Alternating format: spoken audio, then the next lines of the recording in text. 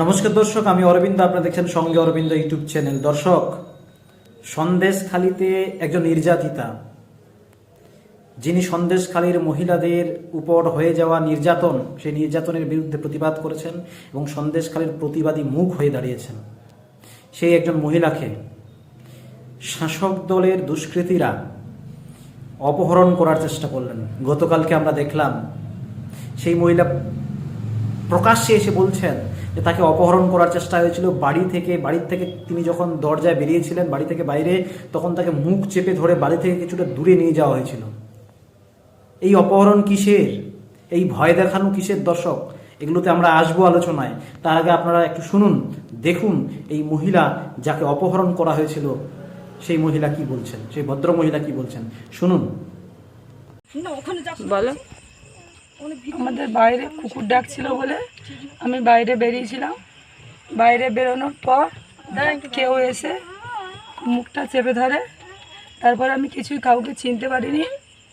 না চিনতে পারার পর আমাকে টানতে টানতে নিয়ে গেছে। আমি পুকুরের খোলে পড়ে গেছি। ওখান থেকে আবার টেনে নিয়ে আমাদের মাঠের অফ সাইডে ঘেরির আমাদের ওইখানে, যখন আমার মেয়ে মা মা করে ডাকছে তখন মুখটা বেঁধে দিয়ে ওইখানে কুকুর চেঁচামেচি করছে, তখন আমাকে ওইখানে ফেলে দিয়েছে। তখন আমি ভয়ের ত্রাসে ওইখানে পড়ে গেছি। তারপরে উঠে আমি যখন ডাকছি তখন সবাই খোঁজাখুঁজি করছে। তারপরে আমি আস্তে আস্তে হাঁটতে হাঁটতে সাইডের দিকে এসেছি। আসার পর তখন বাড়ির লোক এসে আমি কান্নাকাটি করছি। তখন সবাই বাড়ির চারিদিকে শব্দ হচ্ছে শুনে সবাই বেরিয়েছে।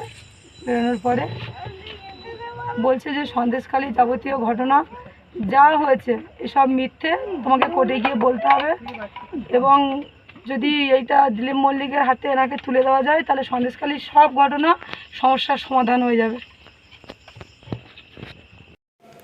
আপনারা শুনলেন যে সেই মহিলা বললেন যে তাকে কিভাবে অপহরণ করানো হয়েছিল এবং কিভাবে তাকে ভয় দেখানো হয়েছিল। কেন ভয়? তিনি অবশ্য নামও বলেছেন একজন তৃণমূল নেতা দিলীপ মল্লিকের কথা। সেই দিলীপ মল্লিক এবং তাতায়েন গায়েনের নাম আপনারা হয়তো জানেন, যে এর আগে সেইখানকার সন্দেশখালীর বিধায়ক, তৃণমূলের বিধায়ক সুকুমার মাহাতোর সাথে এই দিলীপ মল্লিক এবং তাতায়েন গায়েনরা গেছিলেন সন্দেশখালীতে, এবং এই দিলীপ মল্লিক এবং তাতায়েন গায়েনকে একটু ঘেরাও করে মারধর করা হয় এবং মা বোনেরা মারধর করেন। এই মারধর যে করেন, মা বোনেরা লাঠি হাতে নিয়েছেন, নিজেরা লাঠি হাতে তুলে নিয়েছেন, আইন নিজের হাতে তুলে নিয়েছেন, সেটা বোঝা যায় যে কতটা পিঠ থেকে গেলে সেটা তারা লাঠি তুলে নিতে বাধ্য হন। তারপর তো আমরা দেখেছি দর্শক যে যেভাবে পুলিশ এবং শাসক দলের নেতা নেত্রীরা সেখানকার মানুষদের রাত্রিবেলা ভয় দেখানো হচ্ছে, যেভাবে রাত্রিবেলা তুলে নেওয়া হচ্ছে মহিলাদের। আপনারা বলুন, সে সন্দেশখালীর মহিলাদের রাত্রিবেলা তুলে নেওয়া হচ্ছে থানায় নিয়ে আসা হচ্ছে। আপনারা বলুন, কোনো মহিলাকে, তার বিরুদ্ধে যত বড়ই কেস থাকুক, যত বড়ই ক্রিমিনাল কেস থাকুক, কোনো মহিলাকে থানায় আনা যায়? সূর্যাস্তের পর, সূর্য ডোবার পর কোনো মহিলাকে অ্যারেস্ট করা যায়?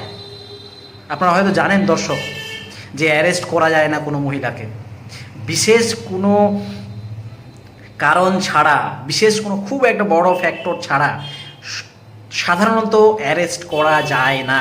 এটা ভারতবর্ষের সংবিধানের যে ক্রিমিনাল যে আইন, সেই ক্রিমিনাল আইনে কিন্তু আছে যে মহিলাদেরকে সূর্যাস্তের পর অ্যারেস্ট করা যায় না, থানায় ডেকে পাঠানো যায় না।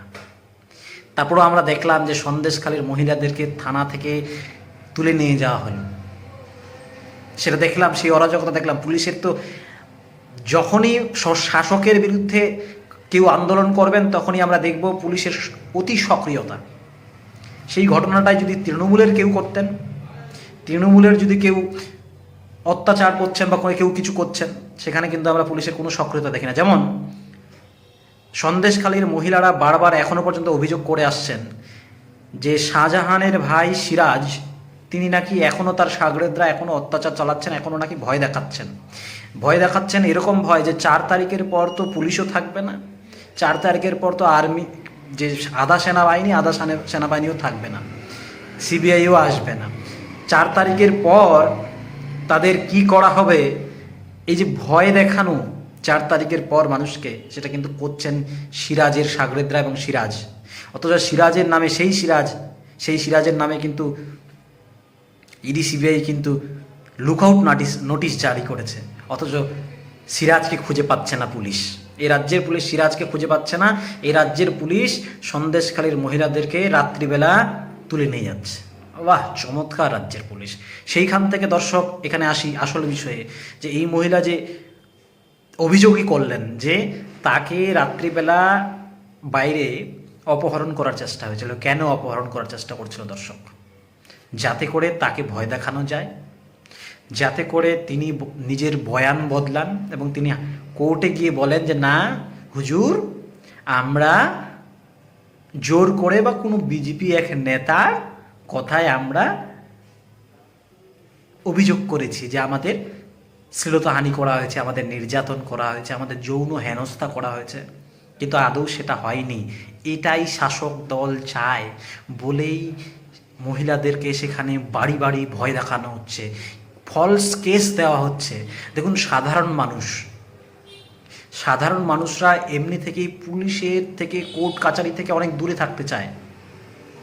কারণ একটা নর্মাল কেসে পুলিশ যে কতটা হয়রানি করে, কোর্ট কাচারিতে সাধারণ মানুষ যে কতটা হয়রানি হয়, নাস্তা নাবুদ হয়ে যায় সাধারণ মানুষ, খেটে খাওয়া মানুষ, দিন আনা দিন যায় খাওয়া মানুষ, যাদের কেটে যায় দিন আনা দিনের পরিশ্রমে ওই পরিশ্রমের টাকা খেতে হয়, ওই টাকায় খেতে হয়, যাদের দিন আনা দিন যায়, তারা বলুন যে পুলিশ যদি তাদেরকে ভয় দেখায়, পুলিশ যদি তাদেরকে শাসায় যে এই কেস করে দেবো, এই হেনস্থা করবো, এই তুলে নিয়ে যাবো, এই গাঁজা খেসে ফাঁসি দিব, বা বিভিন্ন কেস যদি ভয় দেখায়, কেন নিজের প্রাণ বাঁচাতে শেষে তারা নিজের মতামত বা নিজের বয়ান পাল্টাবেন না? আপনারাই দর্শক ভাবুন।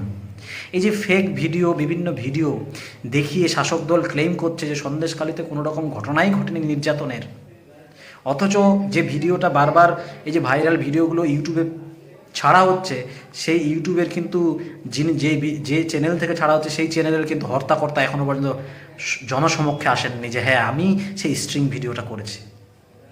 অত ক্ষমতা যদি থাকে, সত্যিই যদি স্ট্রিং ভিডিও যিনি করেছেন, সাংবাদিক যদি হয়ে থাকেন, বাইরে আসুন না, সামনে আসুন যে হ্যাঁ আমি করেছি। সেটা কিন্তু হলো না। একটা অজানা চ্যানেল থেকে হঠাৎ নতুন করে একটা চ্যানেল জন্ম নিল, সেই চ্যানেলে ছেড়ে দেওয়া হলো, আর রাতারাতি সেখান থেকে আবার তৃণমূল কংগ্রেস, মমতা বন্দ্যোপাধ্যায়, অভিষেক বন্দ্যোপাধ্যায়রা জেনে গেলেন যে সন্দেশখালীতে কিছুই হয়নি, জেনে গেলেন রাতারাতি। আমরা তো সাধারণত যারা নতুন ইউটিউব চ্যানেল খুলি, প্রথমে একটা জিনিস ছাড়লে তো এত তাড়াতাড়ি ভাইরাল হয় না, তো আর ভাইরাল না হতে রাতারাতি জেনে গেলেন তৃণমূল কংগ্রেসের নেতারা। তো সেইখান থেকে কিন্তু প্রশ্ন থেকেই যায় দর্শক, যে আজকাল আর্টিফিশিয়ালের যুগের, আর্টিফিশিয়াল যে এজ আমাদের, এআই আর্টিফিশিয়াল ইন্টেলিজেন্সের যুগে সবই সম্ভব। আমার মুখে আমি যে কথা বলছি, আমার মুখে অন্যের কথা, আমার ভয়েসেই অন্যের কথা বসিয়ে দেওয়া যায় আর্টিফিশিয়াল ইন্টেলিজেন্স। কারণ আমরা তো দেখেছি যে এর আগেও যেমন ওই অধীর চৌধুরী একটা মন্তব্য করেছেন যে নাকি তৃণমূলের থেকে বিজেপিকে ভোট দেওয়া অনেক ভালো, অথচ এই রাজ্যের পুলিশই বলেছেন যে ভিডিওটা, ওই কথাটা ফেক কথা, ওটা হচ্ছে বানানো হয়েছে। অধীর চৌধুরী ওরকম বলেননি, এই রাজ্যের পুলিশই বলেছেন। তো সেই জায়গা থেকে আর্টিফিশিয়াল ইন্টেলিজেন্স দিয়ে কিন্তু অনেক কিছু করা যায়, কিন্তু আমি সেই ভিডিও নিয়ে যাচ্ছি না, সেটা বিতর্কিত বিষয়। কিন্তু সেইটাকে 100% সত্য ভেবে রাজ্য সরকার এবং তৃণমূল সুপ্রিমো মমতা বন্দ্যোপাধ্যায় যেভাবে সন্দেশখালীর মা বোনেদের নির্যাতনকে ছোট করে দেখছেন, সন্দেশখালীর মা বোনেদের সম্মানকে ছোট করে দেখছেন, এটা কিন্তু আর মানা যায় না দর্শক। তারপর যেভাবে যারা প্রতিবাদ করছেন তাদেরকে যেভাবে শাসানো হচ্ছে, যেভাবে ভয় দেখানো হচ্ছে, পুলিশের ভয়, একটা হচ্ছে পুলিশের ভয় দেখিয়ে, আর একটা হচ্ছে সেখানকার লোকাল তৃণমূল নেতাদের ভয় দেখিয়ে, বারবার সন্দেশখালীর মহিলাদেরকে যারা প্রতিবাদ করছেন তাদেরকে দমিয়ে রাখার, চাপিয়ে রাখার, তাদেরকে দমন পীড়নের মাধ্যমে পীড়নের চেষ্টা হচ্ছে। দর্শক, আপনারা এত কিছু দেখার পর, আপনারা তো সবই জানছেন, দেখছেন বিভিন্ন চ্যানেলে, সংবাদপত্রে, তারপরেও যদি আপনারা যারা সাধারণ মানুষ, সন্দেশখালীর মানুষ বাদ দিয়ে যারা বাইরের, সন্দেশখালীর বাইরে, সন্দেশখালীর মতো হাজার হাজার যেগুলো এরিয়া আছে, এরিয়া, বাংলার বাকি এরিয়ার মানুষরা যারা দেখছেন, তারা এখনও পর্যন্ত চুপ থাকবেন? এখনও পর্যন্ত এই সরকারকে সাপোর্ট করবে? অন্ততপক্ষে সরকারকে সাপোর্ট করলেও সরকারকে প্রশ্ন করুন, চোখে আঙুল দিয়ে দেখিয়ে দিন যে সন্দেশখালীতে যা হয়েছে, যা হচ্ছে, তা ঠিক হচ্ছে না। দেখুন, সন্দেশখালী যে শাসক দলের বিড়ম্বনার কারণ, যদি সন্দেশখালীর মহিলাদের সমস্ত নির্যাতনের কথা যদি সত্যি সত্যি নির্যাতনটাকে যদি লঘু করার, যদি এতটাই প্রশমিত করার যদি চেষ্টা হতো তৃণমূল কংগ্রেসের, তাহলে এতদিন ধরে অভিযোগ হচ্ছে, এতদিনে কিন্তু তৃণমূল সুপ্রিমো মমতা বন্দ্যোপাধ্যায়ের যাওয়া উচিত ছিল। মমতা বন্দ্যোপাধ্যায় রাজ্যপাল কার শ্লীলতাহারি করেছেন, একজন অভিযোগ করেছেন, সেই অভিযোগকে সত্যি ভেবে চোখের জল ফেলছেন, অথচ সন্দেশখালীর হাজার হাজার মহিলা প্রতিবাদ করছেন যে তাদের নির্যাতন হয়েছে, আর সেই অভিযোগকে সত্যি বলে মনে করছেন না মমতা বন্দ্যোপাধ্যায়। মানে একজন মহিলা মুখ্যমন্ত্রী হয়ে মহিলাদের নির্যাতনকে অস্বীকার, মহিলাদের অভিযোগকে অস্বীকার, একেবারে নাল অ্যান্ড ভয়েড করে দেওয়া কি সম্মানের? খুব দর্শক, আপনারা প্রতিবাদ করুন, অন্ততপক্ষে রাস্তায় না নামলেও সোশ্যাল মিডিয়ায় প্রত্যেকটা প্ল্যাটফর্মে, ইনস্টাগ্রামে, টুইটারে, ইউটিউবে, ফেসবুকে, আর তাও যদি না পারেন অন্ততপক্ষে এই ভিডিওর এই প্রতিবেদনটির কমেন্ট বক্সে প্রতিবাদটা করুন। দর্শক, প্রতিবাদটা করুন আর নজর রাখুন সঙ্গে অরবিন্দ ইউটিউব চ্যানেলে।